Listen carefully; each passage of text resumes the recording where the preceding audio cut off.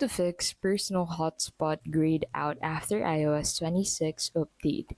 If your personal hotspot is grayed out after updating to iOS 26, you can fix it by first go ahead and opening settings, and then from here head over into the cellular tab and then select personal hotspot from here, and then if it's grayed out, confirm with your carrier that hotspot is enabled on your plan. Second is to toggle cellular data. So on the cellular data section, go ahead and click on cellular data and then turn it off and then on again.